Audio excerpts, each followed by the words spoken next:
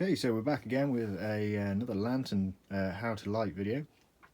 Here we have a Coleman 241G. Now these were an export only model and they were only made in Canada for export, so they went a lot to South Africa. I don't know if many came to the UK, maybe a couple did, but a lot went to other countries outside of Canada. Now what makes this model interesting and worth looking at is the fact it doesn't have a positive shut-off, unlike every other Coleman lantern out there pretty much.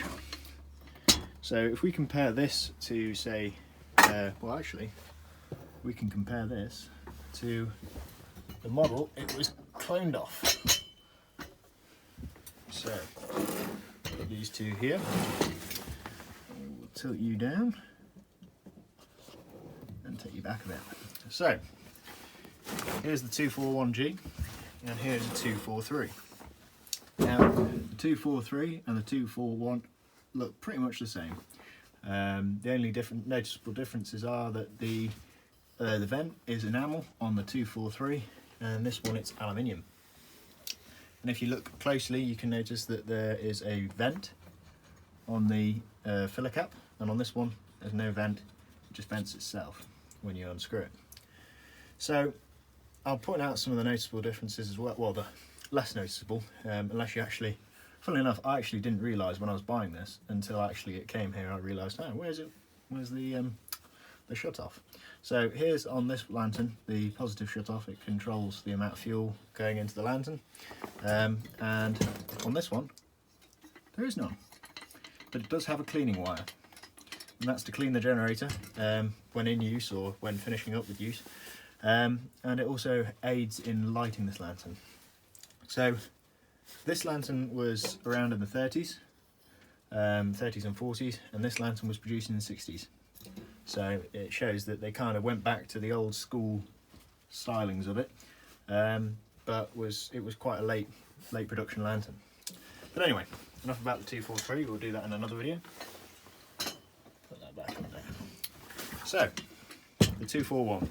This is a paraffin model lantern, as you wouldn't be able to have that option with it running on white gas, which is Coleman fuel. So if you were to have no positive shut-off, that would be a very dangerous lantern, which could pose explosions and other accidents. So you have a preheat cup inside, which you can actually just see. It's just in between that tube there. What we need to do with that is with a methylated spirits bottle, or you can alternatively remove the hood, handle and the glass and pour methylated spirits in, which is a bit of a faff, but it's what you're going to have to do if you don't have one of these. You take your bottle and fill the little bowl with methylated spirits.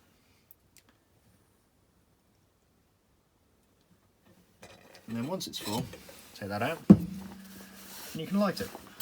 Now obviously you want to make sure the tank's full first, with the vent closed, open even. But once it's got paraffin in it, you can fill it with methylated spirits, providing your mantle's good.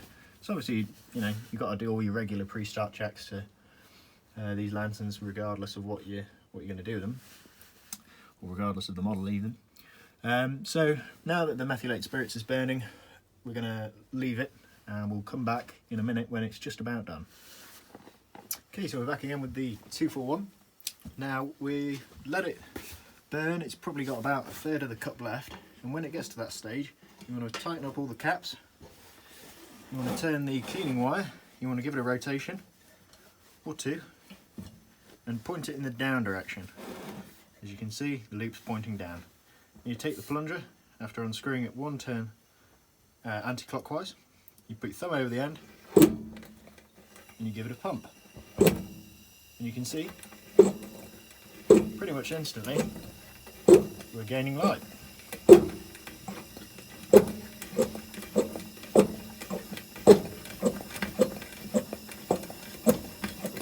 I give them about 15 strokes, maybe 20.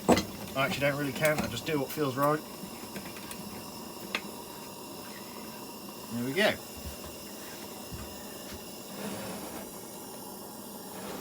It's working well. The last of the methylated spirits is burning off.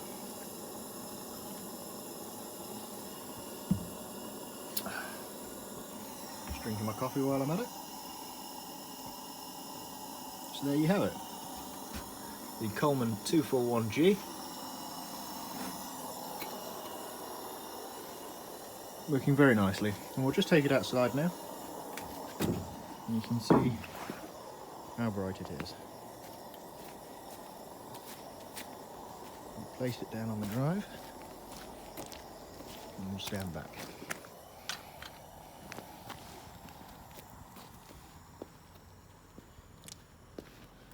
There we go. I'm about 4 meters away, 3-4 meters away, and as you can see, it casts a nice amount of light.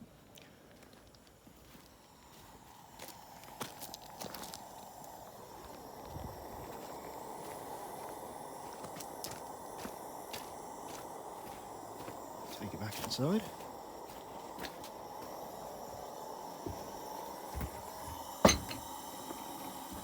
It's always a good habit to get into is putting your handle down when inside, as the heat obviously rises, and metal's a conductor, so heat will travel up the handle and make it hot sometimes, especially if it's hanging up.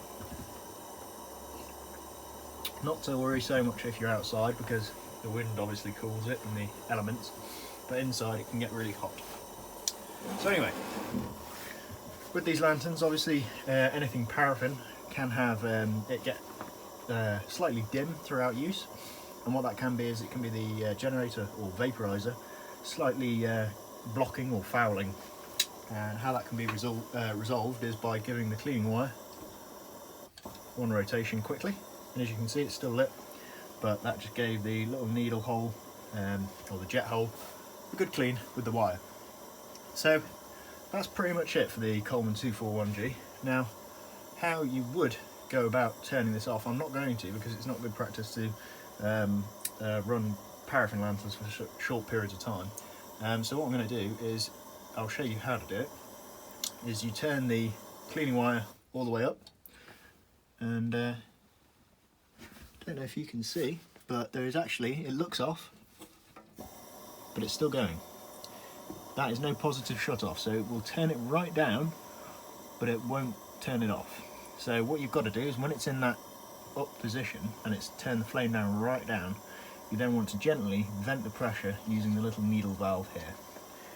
Until there's no pressure in the tank, you can hear the hiss stop, and then you're good to leave it as is, because that will have vented the pressure from the tank and the system, therefore meaning there's no pressure going through the vaporizer creating a gas anymore. So that's it for the 241, or the 241G as I should say. I hope this video may have been some use to someone, and if not, just a little bit of entertaining footage. And anyway, thank you for watching, I hope you enjoyed, and I'll see you in the next video.